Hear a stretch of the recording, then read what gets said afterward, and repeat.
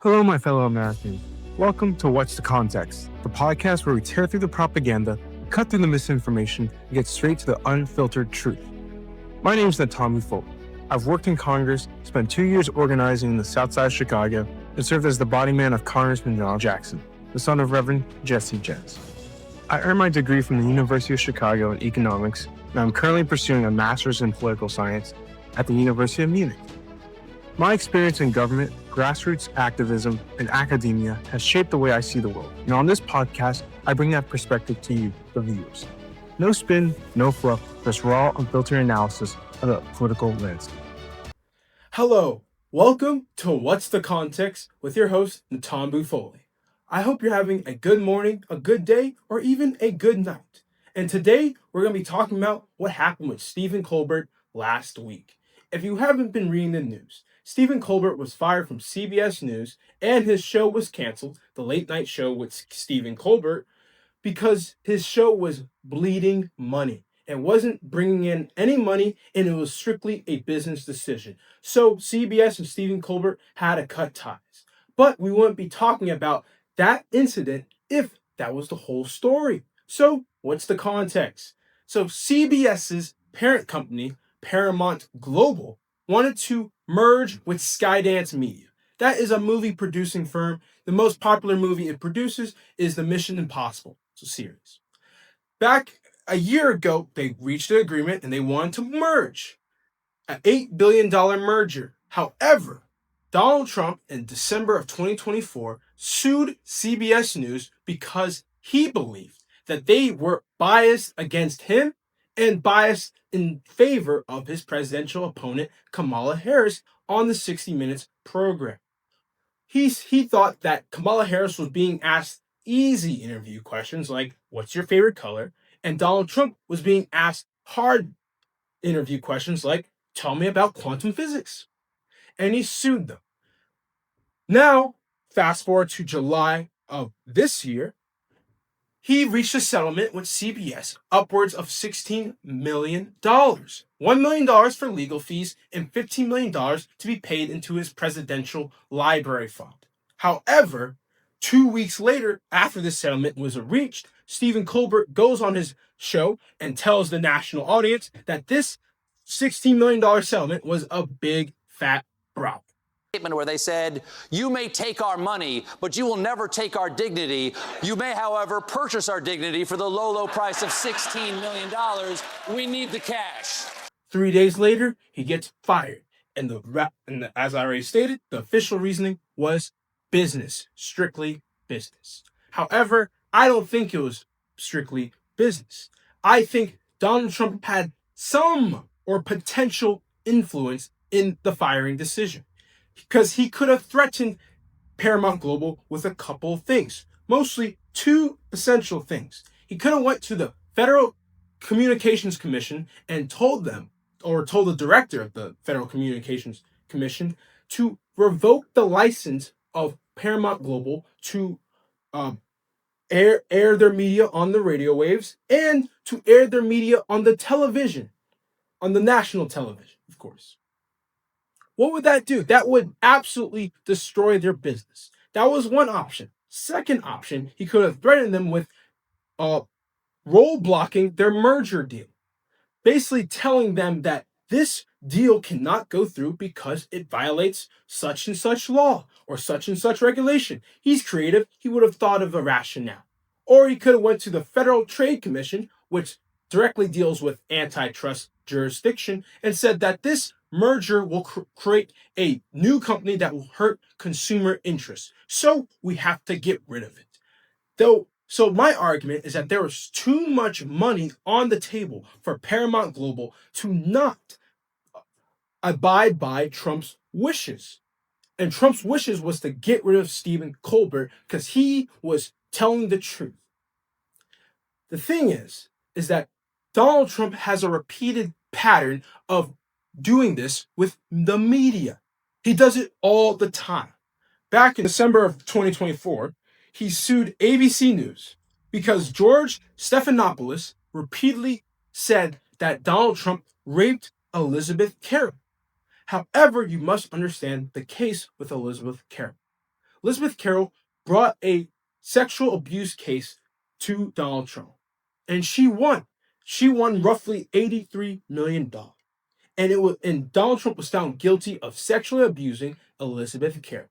The official details is that he, how do I say this? Physically penetrated the lady. Yes. The thing is that he was found guilty of sexual abuse, not rape. So Donald Trump won that case on a technicality because George Stephanopoulos, as already mentioned, said he raped Elizabeth Carroll, not sexually abused her, which, in my opinion, doesn't really means the same thing. Sexual abuse, rape, that's just me. So got him on that technicality, and guess what happened? They had ABC News had to pay upwards of $16 million, $1 million for the legal fees, $15 million to be paid into the Presidential Library Fund. So you've heard about this Presidential Library Fund twice now. What's going on with that fund? Is this really a bribe? The thing with the Presidential Library Fund is that there's not a lot of information on the past presidential library funds and Trump's presidential library funds. According to U.S. law, a presidential library fund is a 501c3. It's a nonprofit. So technically, under law, it is not obligated to publicly release its donors. So if I donate to Donald Trump's presidential library fund of, let's just say, $15 million, you will never know. Only the IRS will know. So this presidential library fund has been used as a means in the past to get around these regulations of political contributions. So in summary, it's a lot of shady stuff. No one really knows what that money's being used for, who's paying into these presidential library funds, and why there's not a law dictating that the presidential library funds donors should be public record. Usually, the president is voluntarily telling who the donors are. In Obama's case, he published quarterly reports on who donated to his presidential library fund. And these funds can grow massive. George Bush's fund was $200 million. Obama's was roughly $500 million. Trump's current fund is $63 million. And it's only his first 150 days of office. He still has 4 more years. So he's making great headway. Well, back to the topic. Then CNN. He sues CNN back in October of 2022. Sues them for defamation over calling election fraud claims the big lie. Dismissed, of course, because he had no case. Back in December of 2022 again, he sues for defamation the New York Times and the Wall Street Post over their reporting on the Russia allegations that Russia and Donald Trump's campaign were in cahoots. So he sued them. So what's the common pattern? He likes to sue these media companies to wear them out. He might not win every case. Recently, he's been on a good winning streak with ABC and CBS.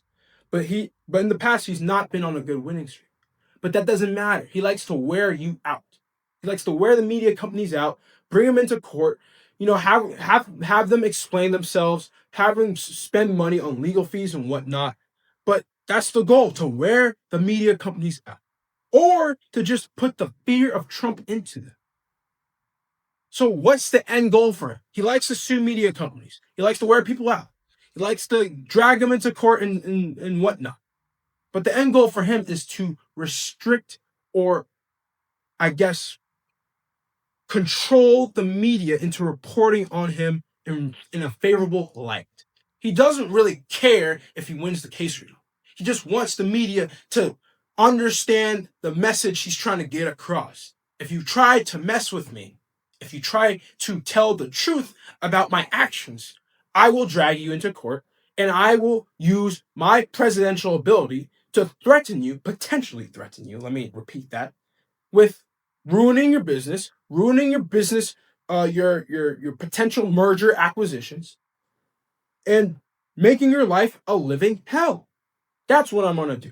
So here's the message I'm going to come across. Report some good news about me. Don't tell the truth. Stop hiring these newscasters like Stephen Colbert who like to go off on the rails and say big fat bribe, even though it really does look like a big fat bribe. So how does this relate historically? This tactic of restricting the media, putting the fear of government in the media, and forcing the media, either directly or indirectly, to report on the government's actions in a much more favorable light, and of course avoid those government actions that don't make them look good, has been used in a lot of dictatorships, specifically Russia, communist China today, and India to a certain extent. Well, of course, we can always name Nazi Germany, but that's the obvious. He wants to follow in Russia's footsteps, in China's footsteps. He might hate China, but he loves how the Chinese media loves the government. He wants the same thing occurring in America. So, what's the end goal? How is the media actually reacting to these lawsuits? From my point of view, seems like the media is following his plan. Had CBS essentially bowed to the public pressure of Donald Trump and got rid of Stephen Colbert, despite his show being the highest rated late night show in the United States for 9 straight seasons. Secondly, they said it was strictly a business decision, right? Strictly business. His show was losing money. However, if it was strictly a business decision, why would they not keep him on? Why would they not keep him on and shift him to the morning news, the afternoon news, or the evening news? Why would they not do that? Clearly, he's very good at his job. He's got 9 straight seasons of the highest ratings for his late night show out of all the late night shows. So keep him on. He's a great asset. He's a great newscaster. He knows how to make the people laugh. But it's not a business decision. It's a political decision. They didn't want Trump to come into their deal and mess it up.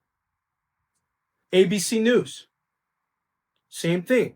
Do you really hear them reporting badly on Donald Trump anymore? I don't hear them reporting badly on Donald Trump. I don't. Then the most recent example, the Wall Street Journal. Wall Street Journal published a article along with a photo, basically showing that Donald Trump signed a birthday letter for Jeffrey Epstein. He's been in the news as well. If you haven't looked at my last video, check it out. I talk about Jeffrey Epstein's story a little more in detail. It's a crazy story. I highly recommend you check it out. The Wall Street Journal reports on this birthday card. Donald Trump signs it with his signature, Donald, and he also, on this same birthday card, writes or attempts to draw a picture of a naked woman. All right, I guess a funny joke, whatever. However, he didn't like that, so he sues the Wall Street Journal for $10 billion for defamation charges.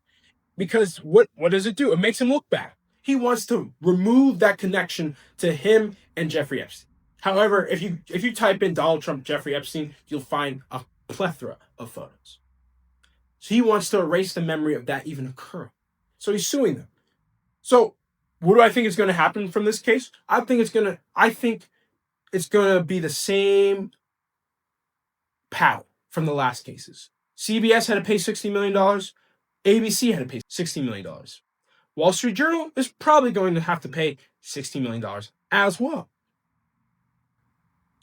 And if they do, this will be a clear sign that the media in America is falling in line. Trump no longer has control of the Republican Party. He now has control over the mainstream media. He already has control over Fox News. That's a given.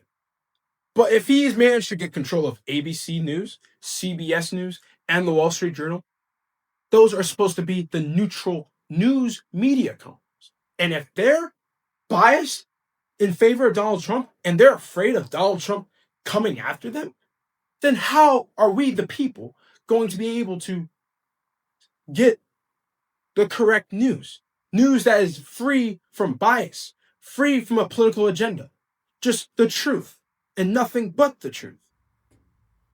But in my opinion, I think Trump's goal, as I already mentioned, is to restrict the media, control the media, but he wants the information to be said in a certain light. He wants politics to be reported on like it's the weather, with no opinion.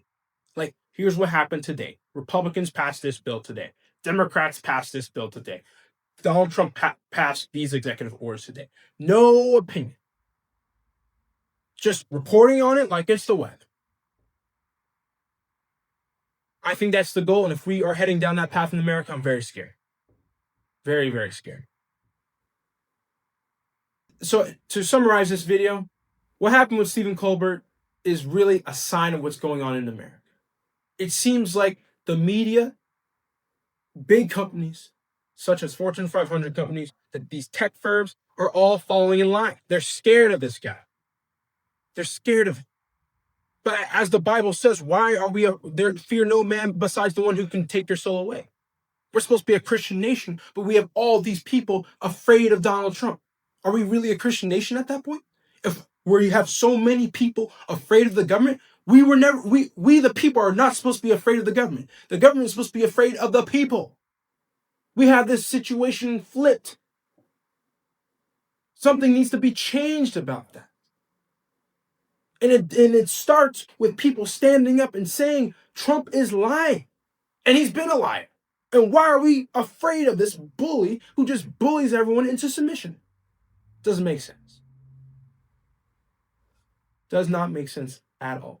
So I highly recommend you look into that video last week about Jeffrey Epstein. It really touches upon some of the points I'm talking about in this video. Secondly, I highly recommend that everyone looks into the developing stories of the Wall Street Journal. My theory is that they're going to capitulate, give Donald Trump, another $16 million bribe. But keep on researching the truth. Keep on trying to obtain the truth. I know things are looking bleak in America, but there's always hope. You have to have hope in a better future. And today, it's dark, but in the darkest days, true leaders rise. I hope you have a wonderful day, a good night, and a good morning. Thanks for watching What's the Context. Please like and subscribe and enjoy your day.